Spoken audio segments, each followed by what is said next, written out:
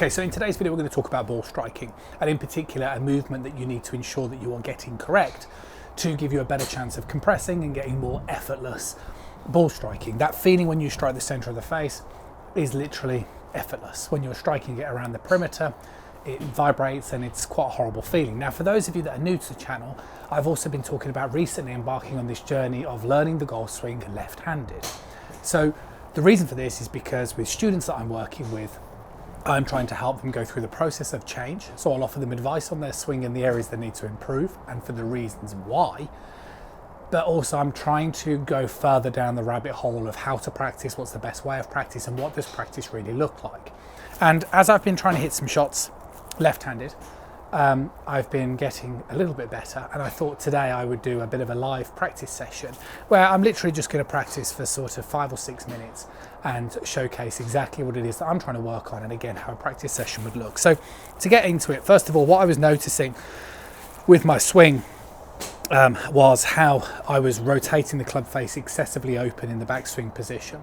And I've also talked about, in a recent video, I was talking about a feeling of how to produce more extension to kind of produce a more athletic swing. So I'm trying to incorporate basically in my backswing position at the moment a couple of things.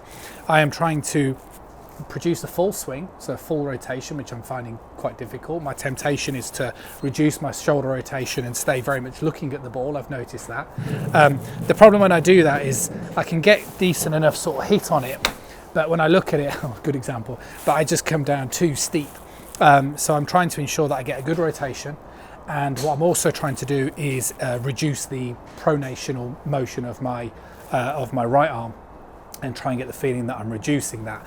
And there have been glimpses where when I've managed to get the feeling of the club face staying looking at the ground for longer, and in my backswing it feels like the club shaft is way more vertical than this position, and hopefully I'll be able to demonstrate a couple. There are glimpses that I'm able to find the center of the face more frequently and getting into a bit of a rhythm of much better ball striking. I think the first thing to sort of notice is this practice session is very much what I'd class as internal.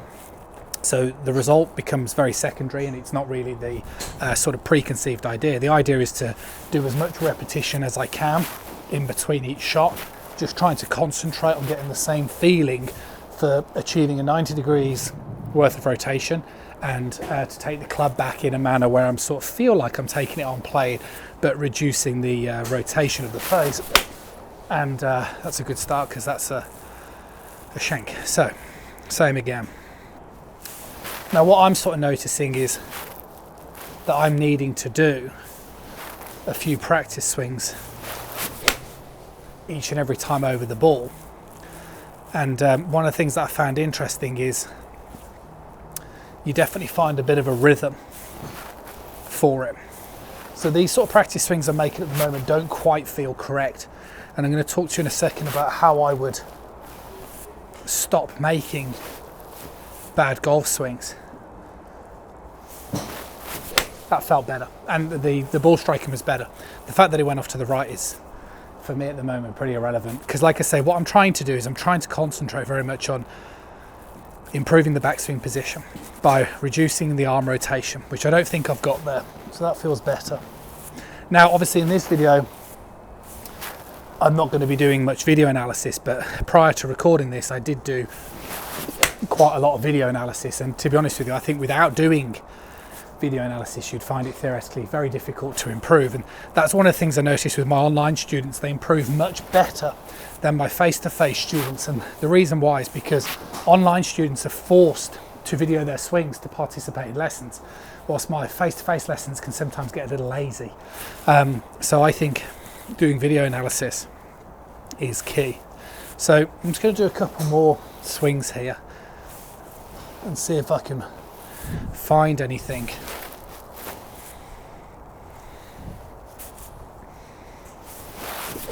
There we go, much better. So slight pull, but I know my downswing is steep anyway, but again I'm very not distracted by that. So what I found was useful on that one is allowing my head to follow the club, because that way I can see where the club is traveling to the side of me and I can see the club face. And by doing a few repetitions I can then get a feeling for trying to get back into that same position. So like so. Okay, and then up. And then, to be honest, to go back into the coaching perspective, I mean, basically, to find the centre of the club face, we're trying to get the centre of the club face travelling up and down this plane line. So I know at the moment I'm a bit culpable of moving this way, so the club shaft does get a little bit steep, so it is hard for me to find the centre of the face, which lots of you will find, very, relevant. But that I'm not talking about that at the moment, because what I have success with my online students, and this is what I'm now experiencing firsthand, is you've got to try and realistically achieve one, maximum two things. And the repetition and your practice has to be orientated around that. And if you're in a similar position to myself, where you're making quite what would feel like quite a significant swing change, you're also going to have to let go of the ball flight. Now, towards the end of the session, I'm also going to talk about something else you'd have to do to maintain your sanity. But again, we'll see what you guys think of these sort of sessions and whether they're beneficial. The reason why I'm documenting them mainly is because I think with lots of instructional content, it's always very well and good being told what to do. But I think sometimes actually seeing how difficult that process of change is should be very beneficial. And as you can see very much firsthand, my consciousness is absolutely not on the ball flight, but that will switch. So the other thing I'd say that I've really noticed was when I started doing this, there's a couple of things actually I've noticed. One is how difficult it is to practice for a long duration of time. So with my online students, I've really switched their practice routines down to like 10 minutes, much shorter intervals, because it just requires so much consciousness to make the change.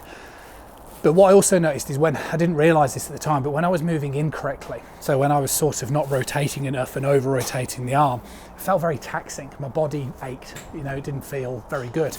But since I've started to be able to, get into a position where I'm just sort of feel like I'm moving the club to the side of me and rotating, it feels much more comfortable.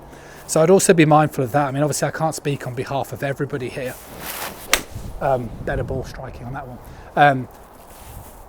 Can't speak on behalf of everybody, but what I can say is that if you're somebody who it's aching and it's a little uncomfortable, then there's a possibility that it's because you're not doing something correct.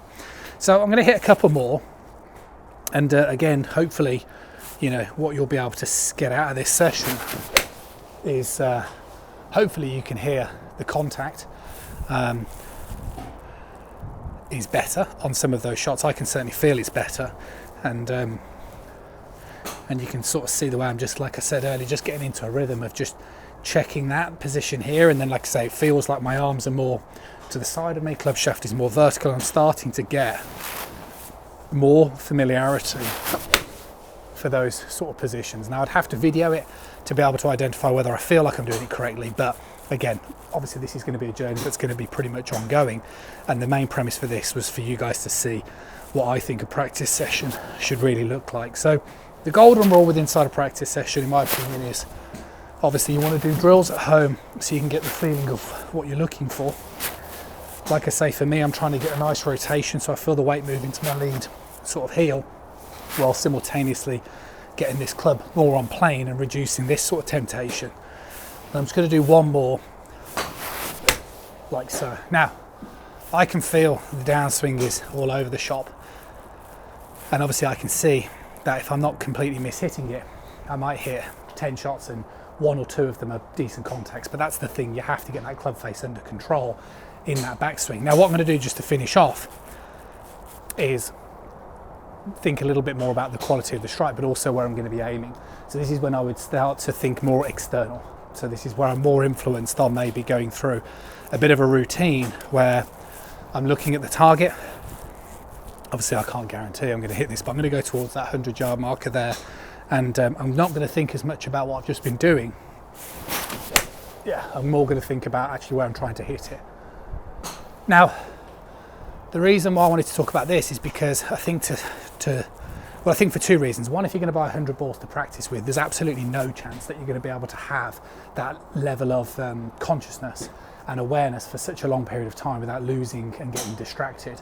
So I think you're best off splitting it. So I think also to not, lose complete sanity, it's quite nice to spend half of your session focusing very much internal in terms of how things feel and being less aware of the ball flight, and then spend a bit of the practice session where you're focusing more on where you would like the ball to go.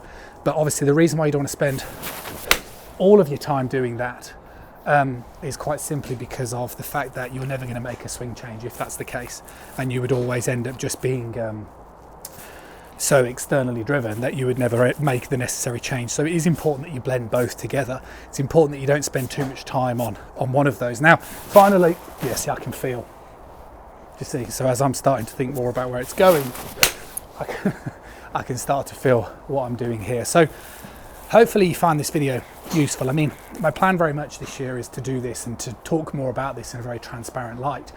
But also, as I'm doing a little bit behind the scenes, I'm documenting repetitions and how much practice time, so that I can share that with you as well, in terms of you'll be able to hopefully identify that if you're making a swing change with yourself or your coach, what sort of practice is best, but also what sort of duration and how many repetitions should you be looking for. Personally, so far, what I've felt has been the most beneficial has been video analysis, and obviously getting that theoretical first lesson from myself, you know, getting some pointers of which direction to invest my time. And what I've noticed is I'm getting best results making a change by watching what I'm doing, so using my head in its entirety. So I'm doing two things. I'm watching what I'm doing to ensure that's my feedback, and then the second thing that I'm doing is I've been doing some drills, some rotational drills. So I'm getting a sense of, I know when I'm in my backswing position because of the activation under my lead leg. So that's helping as well, get familiarity with those two things. But in terms of the results, hugely inconsistent. But what I can say is that obviously if you can stabilize that club face, you're going to have a much better chance of compressing the golf ball. Be interesting to see what you guys think of the video. See you soon.